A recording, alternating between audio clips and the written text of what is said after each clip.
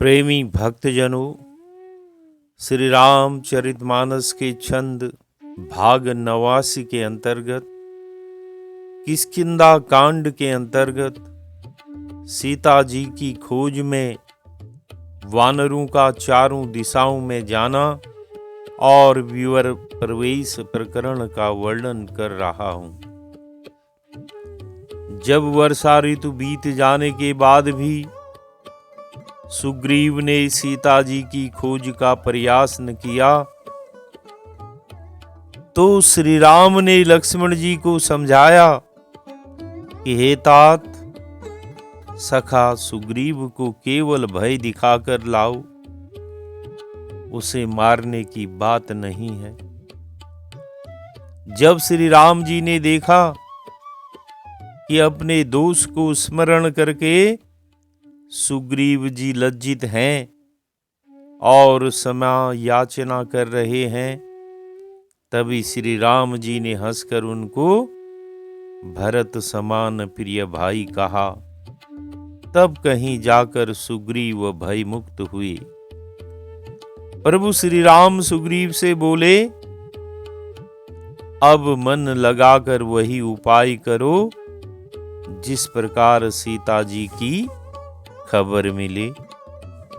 सर्वज्ञ प्रभु ने विचारा कि इन्हें तो केवल सुध ही लाना है और सीता का लाना तो मेरे गए बिना हो ही नहीं सकता, इसीलिए उन्होंने यथार्थ बात कही। जो मन विषय में लगाए हुए थे उसे अब सीता शोध में लगाओ। हे सुग्रीव, अब तुम विषय में न फंसना। इस प्रकार बातचीत हो ही रही थी कि बानरों के यूथ आ गए। सब दिशाओं में अनेक रंग और जाति के बानरों के झुंड दिखाई पड़ते हैं। भगवान शंकर कहते हैं कि हे उमा, मैंने वह बानरी सेना देखी है, जो उसकी गिनती किया चाहे वे मूर्ख हैं। अर्थात असंख्य की कोई संख्या करना चाहे तो मूर्खता तो होती ही है, वह तो असंख्य थी, अपार थी। परवर्षण गिरि पर सब देवता मुनि सिद्ध आए हैं, इन्हीं में शिवजी भी आए हैं। इसी से कहते हैं कि मैंने वह अपार बानरी सेना को देखा है। ब्रह्मा जी की आज्ञा थी कि सब देवता बानर शरीर धारण कर इस पृथ्वी पर चले जाएं। तो सब देवता बानर तन धरकर प्रभु की राह देखते रहे कि जिनके सेवक होकर सेवा करना है वे प्रभु कब आवें। वे ही सब आकर अब अपने स्वामी के मुखारविंद का दर्शन पा रहे हैं, अतः कृतार्थ हुई। अभी तक नाथ का दर्शन न होने से अनाथ थे, अब नाथ को पा गए, अतः सनाथ होना कहा। सब बानर देवताओं के अंश से हैं। यह भी सूचित किया कि अब देव रावण के भय से मुक्त होकर सनाथ होंगे। सेना में एक भी बंदर ऐसा न था जिससे श्री राम जी ने कुशल न पूछी हो, क्योंकि सब बानर आकर मस्तक नवाते हैं और श्री राम जी प्रत्येक बानर से कुशल पूछते हैं। जिस सेना की लेखा की इच्छा भी शिवजी ने नहीं की, उस सेना में श्री राम जी ने सबकी कुशल पूछी। सेवक का धर्म है स्वामी के चरण की वंदना करना और स्वामी का धर्म है सेवक का सम्मान करना, उसकी कुशल पूछना, यह भी तो सम्मान है। सबसे कुशल पूछना यह माधुर्य है और श्री राम जी की अधिक महिमा है। यह प्रभु की कुछ बड़ी बात नहीं है, क्योंकि रघुराई श्री राम जी विश्वरूप और सर्वव्यापक हैं।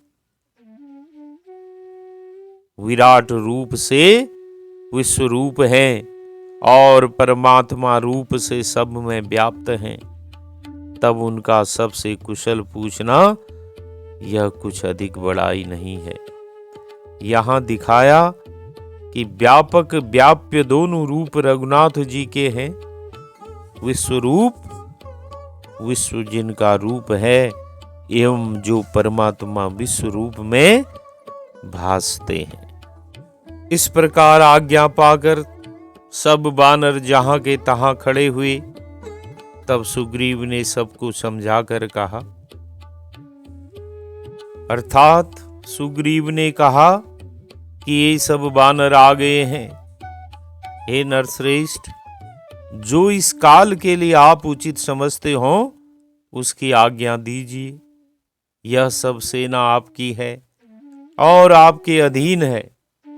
यह सुनकर उनका आलिंगन करके श्री राम जी बोले, सौम्य पता लगाना चाहिए कि वैदेही कहाँ हैं, जीवित हैं या नहीं।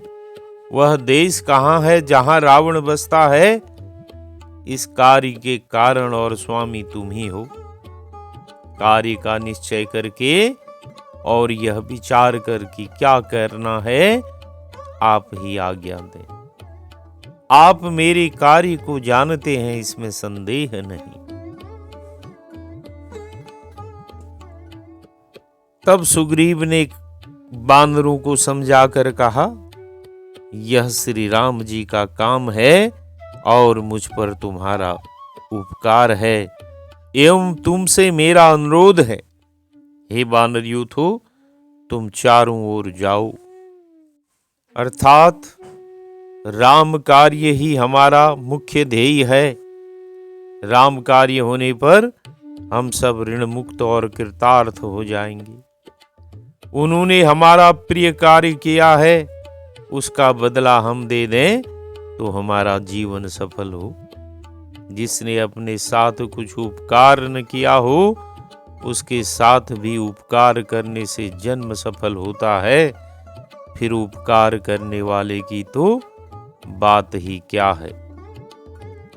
इस विचारानुसार हमारा हित चाहने वाले आप लोग जानकी जी को ढूंढे।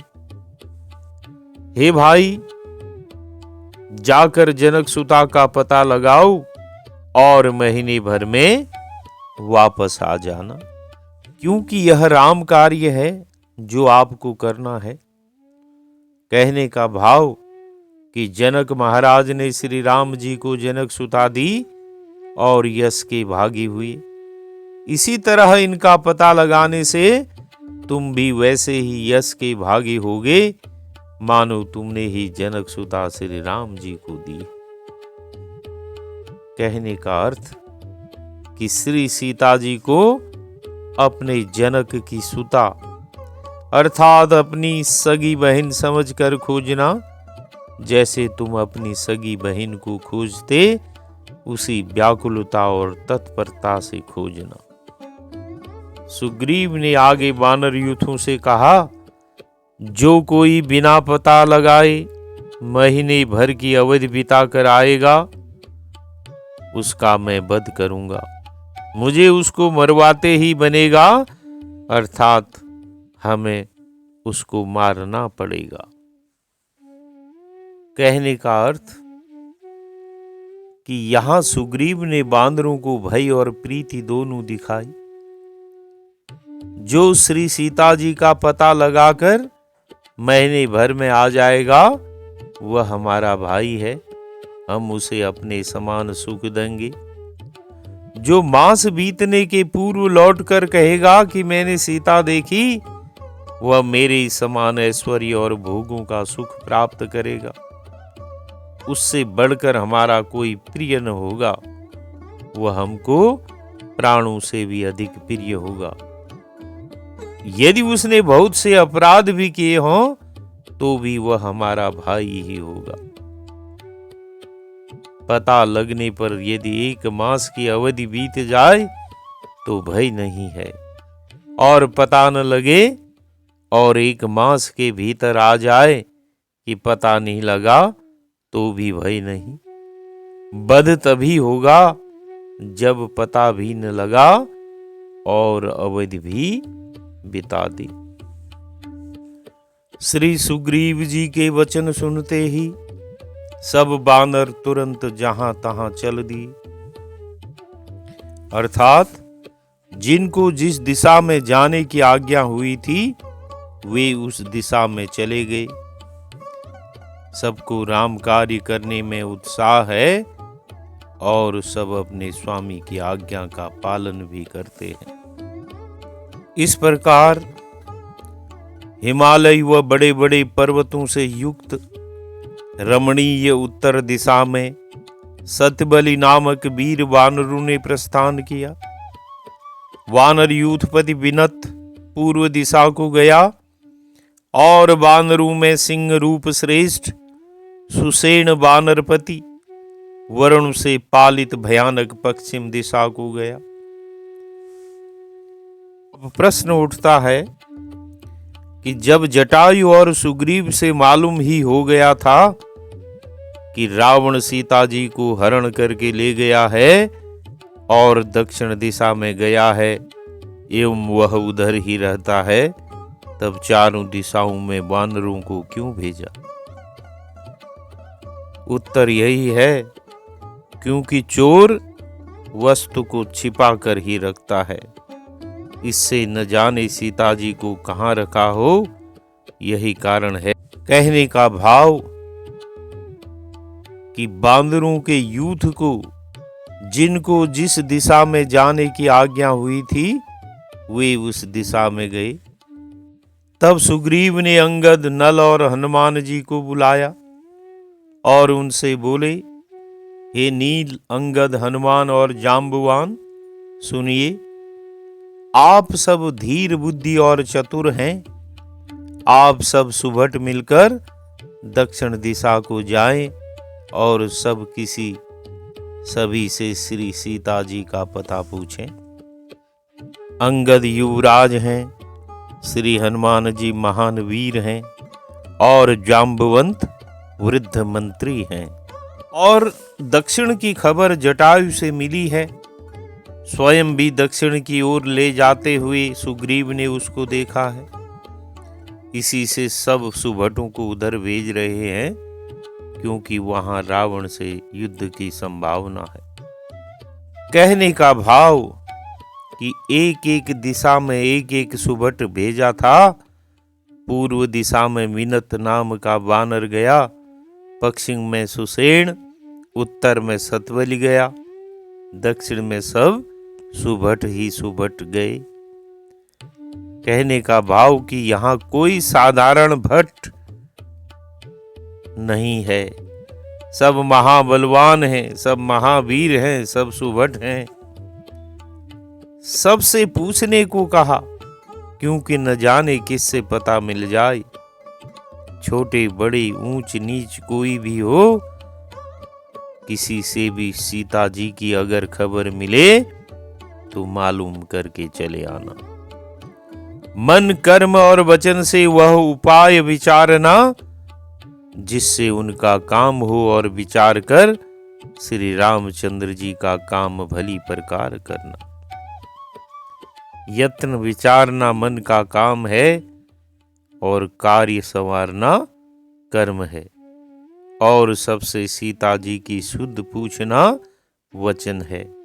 जैसी आज्ञा सुग्रीव ने दी वैसा ही बानरों ने किया भी। सूर्य को पीठ से और अग्नि को छाती से सेवन करना चाहिए, अर्थात धूप खाना। घाम तापना हो तो सूर्य की ओर पीठ करके बैठे, सामने छाती पर धूप न पड़े। और अग्नि तापना हो तो अग्नि के सम्मुख बैठकर अग्नि तापे, अग्नि की ओर पीठ करके न बैठे। यह वैद्यक का नियम है। इसके विपरीत करने से हानि होती है, परंतु स्वामी की सेवा सब भाव से छल छोड़कर करनी चाहिए। कहने का भाव कि सूर्य पीठ से सेवन करने से सुखदाता है, अग्नि छाती से सेवन करने से सुखदाता है, और स्वामी सब भाव से छल त्याग कर सेवन करने से सुखदाता है। सुग्रीव आगे कहते हैं कि माया, धन, तन, स्त्री, पुत्र, घर इत्यादि की ममता का त्याग करके परलोक सेवन करें तो भव से उत्पन्न जितने शोक हैं वे सब मिट जाएं। भव संभव शोक मायाकृत हैं, ये माया जनित विकार हैं। इससे कहते हैं कि उसका त्याग करने से भव से छुटकारा होगा। संसार में ममत्व ही माया है, इसी को त्याग करने को कहते हैं। कहने का भाव कि राम सेवा इस समय जो प्राप्त हुई है वही इस देह धारण करने का फल है। यहाँ पर देह धरने का फल बताते हैं कि निष्काम होकर एवं सब काम छोड़कर राम सेवा करें। जो श्री रघुवीर चरणों का प्रेमी है वही गुणवान है और वही बड़भागी है। कहने का अर्थ कि आप सब तो राम कार्य में ही लगने जा रहे हैं, तब आपसे बढ़कर भाग्यवान कौन हो सकता है। कोई भी हो, यदि वह राम चरणानुरागी है तो वही गुणज्ञ और बड़भागी है। राम चरणानुराग न हुआ और समस्त गुण हुए एवं सारे संसार में उसकी प्रीति हो तो अन्य समस्त गुणों से संपन्न होने से वह गुणज्ञ नहीं माना जा सकता, और संसार भर के पदार्थों में प्रेम होने पर भी वह बड़भागी नहीं हो सकता। वही बड़ा भाग्यवान है जिसका श्री राम चरणारविंद में अनुराग है। राम चरणानुरागियों को सर्वत्र बड़भागी कहा गया है, और जो राम पद से विमुख हैं वे अभागी हैं। इस प्रकार आज्ञा मांगकर चरणों में सिर नवाकर सब प्रसन्न होकर श्री रघुनाथ जी का स्मरण करते हुए चले। सुग्रीव जी तो आज्ञा दे ही रहे हैं, श्री राम की आज्ञा विपरीत है, उन्हीं से अब चलने की आज्ञा मांग रहे हैं, उन्हीं को प्रणाम कर कह रहे हैं और उन्हीं का स्मरण करते चले जा रहे हैं।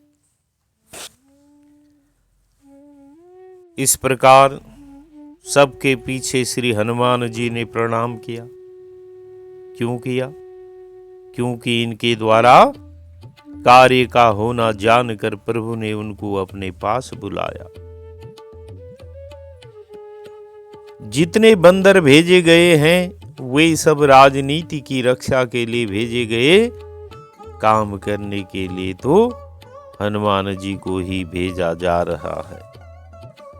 इस प्रकार प्रभु ने अपना कर कमल हनुमान जी के सिर पर फेरा, अपना सेवक जानकर उन्हें अपने हाथ की मुद्रिका यानी अंगूठी दी और कहा, बहुत तरह से सीता जी को समझाना और हमारा विरह एवं बल कहकर तुम शीघ्र लौट आना।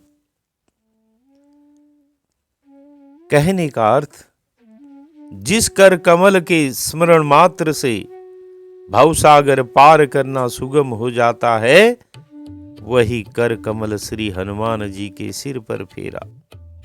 इससे समुद्र पार करना अत्यंत सुगम कर दिया। और प्रभु ने हनुमान जी को मुद्रिका क्यों दी? यह मुद्रिका निशानी के लिए दी, इससे सीता जी विश्वास करेंगी, अर्थात इस चिन्ह से जनकात्मजा तुमको मेरे यहां से आया हुआ जानेंगी, देख कर घबराएंगी नहीं। बल और विरह दोनों कहने को कहा, क्योंकि यदि विरह दुख ही कहेंगे तो वे ये न समझें कि दुख से निर्बल हो गए हैं, अब हमको छुड़ाने क्यों कर आ सकेंगे। केवल बल कहें तो संभव था कि समझती, हमारे लिए क्यों परिश्रम करेंगे। हनुमान जी ने अपना जन्म सफल समझा और कृपा निधान श्री राम जी को हृदय में धर कर चले गए। हनुमान जी का जन्म राम कार्य के निमित्त है।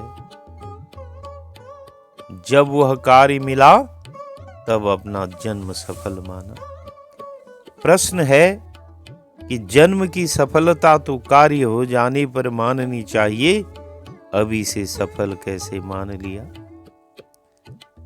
उत्तर यही है कि जब प्रभु ने मस्तक पर हाथ फेरा, मुद्रिका दी और सीता जी को समझाकर शीघ्र लौट आने को कहा, तब कार्य हो चुका। उसके पूरा होने में किंचित संदेह नहीं है। प्रभु सत्यसंध है, उनका वचन झूठ नहीं हो सकता। जो मुख से निकल गया वह अवश्य होकर रहेगा। इस प्रकार सब बानर, सभी वन, नदी, तालाब, पर्वत और पर्वत की कंदराएं, गुफाएं ढूंढते चले जाते हैं। राम कार्य में उनका मन लवलीन है, उन्हें देह का भी मोह ममत्व भूल गया। जो कहीं किसी निशाचर से भेंट होती है तो सब एक एक थप्पड़ तमाचा झापड़ लगाकर उसके प्राण ले लेते हैं। खर दूषण के मारे जाने पर निश्चर कुछ वहां से भाग गए, अब बहुत कम यानी कि भूले भटके रह गए हैं। इस प्रकार यदि कोई राह में निशाचर मिलता तो उसे रावण जानकर मारते। बहुत तरह से पर्वत और वन में देखते हैं। कोई मुनि मिल जाता है तो उन्हें सब घेर लेते हैं कि इस विचार से कि मुनि सब जगह की बात जानते हैं। इस प्रकार अत्यंत प्यास लगने से सब व्याकुल हो गए हैं, अर्थात मरणावस्था को पहुंच गए हैं। परंतु जल कहीं नहीं मिलता और सघन वन में भूल गए हैं, भटक रहे हैं। क्योंकि पर्वतों और जंगलों में ढूंढने में बड़ा श्रम होता है, इसी से समस्त बांदरों को अत्यंत प्यास लगी है। अर्थात श्रेष्ठ बानर प्यास से आर्त हैं। वहां जल न मिला, गला, होंठ और तालू सूख गए हैं। इस दशा में वे उस महावन में फिर रहे हैं। हनुमान जी ने मन में अनुमान किया कि सब बानर बिना जलपान के मरना चाहते हैं। हनुमान जी को प्यास न लगी, इसका कारण यह है कि श्री राम जी की इन पर विशेष कृपा है। प्रभु ने इनके मस्तक पर कर कमल फेरा था, फिर राम नामांकित मुद्रिका इनको दी थी जो उन्होंने मुख में रख ली थी। राम नाम अमृत रूप है, अंगूठी राम नाम युक्त है और ये स्वयं परमानन्य विलक्षण नाम जापक है कि जिनके रोम रोम से नाम की ध्वनि होती है और जिनका रोम रोम राम नामांकित है एवं जिनके हृदय में सदा धनुर्धर श्री राम जी विराजमान रहते हैं, उन्हें क्या भूख, क्या प्यास, क्या थकान लगेगी। राम कार्य के लिए ही श्री हनुमान का अवतार हुआ है। इस समय तो उन पर श्री राम कृपा पूर्ण रूपेण है, तब इनको प्यास, थकावट आदि कैसे सता सकते हैं। इस प्रकार हनुमान जी ने पर्वत शिखर पर चढ़कर चारों ओर देखा तो पृथ्वी के एक बिल में, एक विवर में एक कौतुक देखा। अब प्रश्न है कि श्री हनुमान जी ही शिखर पर क्यों चढ़े। इसका कारण यह है कि बाकी वानरगण सब थकान भूख प्यास के मारे अचेत हो रहे हैं और हनुमान जी सावधान हैं। दूसरा, दुर्गम वनों का मर्म केवल हनुमान जी ही जानते थे। वन सघन है, कुछ देख नहीं पड़ता था, अतएव पर्वत पर चढ़े। और पर्वत पर भी वन था, अतएव उसके शिखर पर चढ़े। रंग बिरंग के जाति जाति के पक्षियों का उड़ना और बिल में घुसना और घुसकर बाहर निकलना, यह कौतुक वहां पर हो रहा था। चक्रवाक, बगले और हंस उड़ते हैं और बहुत से पक्षी उसमें प्रवेश करते हैं, यानी कि उस बिल के अंदर घुसते हैं।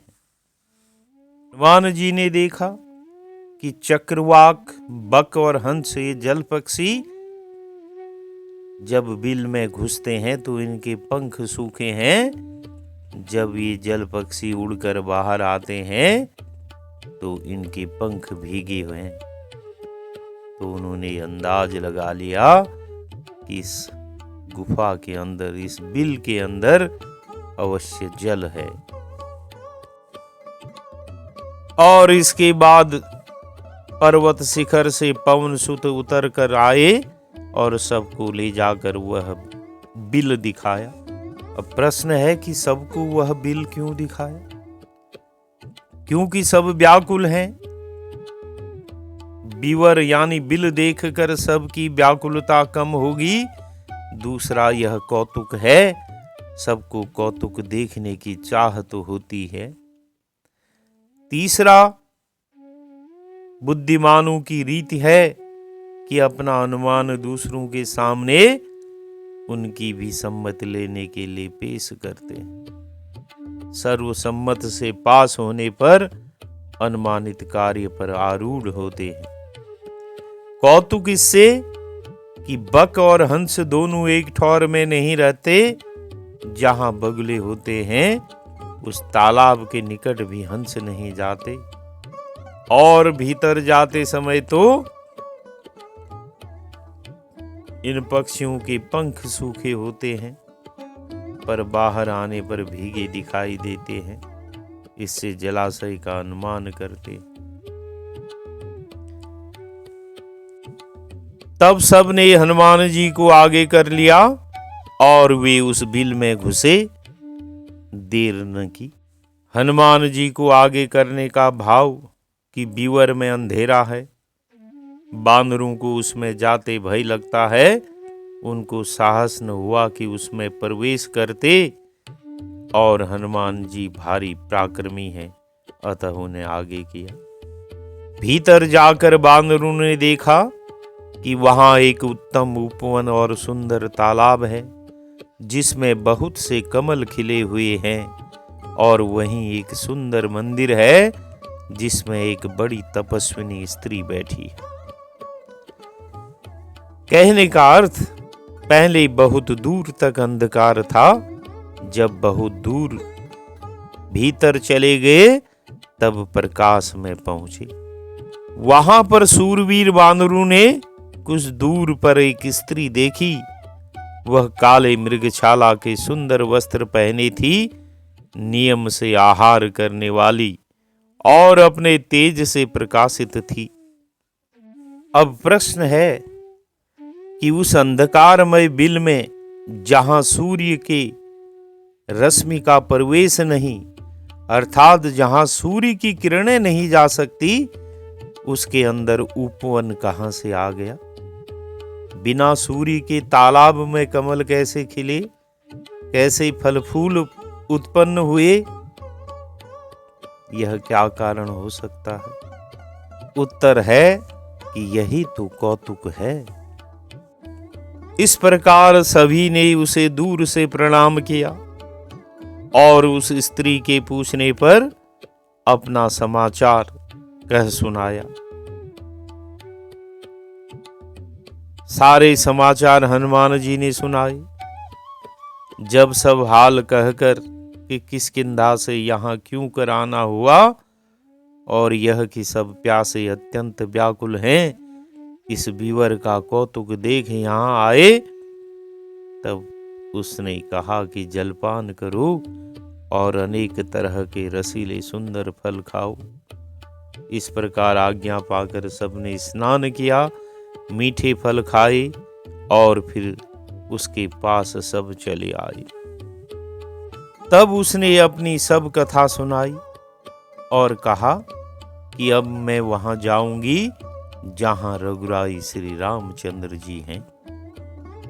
अर्थात मेरे यहां रहने की अवधि इतनी ही थी। मेरी सखी हेमा ने मुझे आज्ञा दी थी कि त्रेता में श्री राम जी वन में आएंगे। उनकी स्त्री को खोजने के लिए वानर तुम्हारे यहाँ आएंगे। तुम उनकी पूजा करके श्री राम जी के पास जाना। और वह आगे बोली कि इस बिल में जो आ जाता है वह बाहर नहीं निकल सकता। मैं अपने तपोबल से निकल सकती हूं और तुम्हें भी निकाल सकती हूं। तुम बिना आंख मूंदे नहीं निकल सकते। तुम आंखें बंद करो और बिल को छोड़कर बाहर जाओ। तुम श्री सीता जी को पाओगे, पछताओगे नहीं। कहने का अर्थ है कि जिस दिन बीवर में बानर गए, उसी दिन बानरों को लौटने के लिए मिली हुई 1 मास की अवधि पूरी हुई। तब सब बानर सोचवश हुए और स्वयं प्रभा से उन्होंने प्रार्थना की कि हमें बिल के बाहर कर दो। श्री सीता जी की सुध भी न मिली और अवधि भी पूरी बीत गई। इसी पर उसने कहा कि तुम आंखें बंद करो और मैं तुमको यहां से बाहर निकालूंगी। अब प्रश्न है कि यह तपस्विनी स्त्री है कौन? कथा है कि पूर्व काल में हेमा नाम की एक कन्या विश्वकर्मा की थी, जो दिव्य रूप और नाद कला में प्रवीण थी। अपने नृत्य और गान से उसने महादेव जी को प्रसन्न कर लिया था। भगवान शंकर ने प्रसन्न होकर उसे यह बड़ा दिव्य पुर प्रसाद में दिया, जिसमें वह 10 करोड़ वर्ष रही। उस हेमा की मैं सखी हूं।